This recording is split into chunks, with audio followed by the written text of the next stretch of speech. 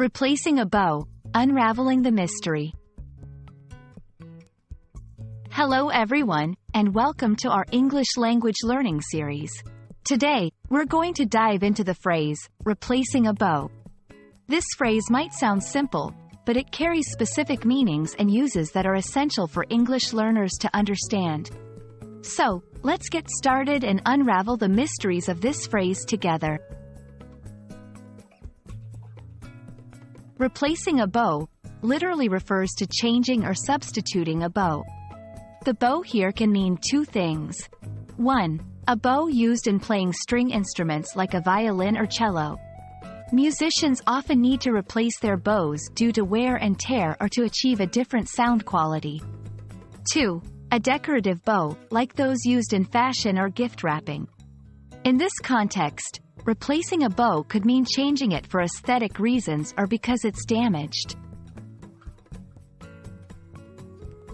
Interestingly, replacing a bow can also be used metaphorically. It suggests replacing something old with something new, or making a change that might seem small but is significant. For example, in a company, replacing a key person might be referred to as replacing a bow, indicating a crucial change in the team dynamics. A common confusion arises with the phrase, replacing a bow, and replacing with a bow. The latter implies adding a bow to something that didn't have one before, while the former means substituting one bow for another. It's important to listen carefully to the context to understand the correct meaning. Let's look at some examples. 1. In music, the violinist is replacing her bow to get a richer sound.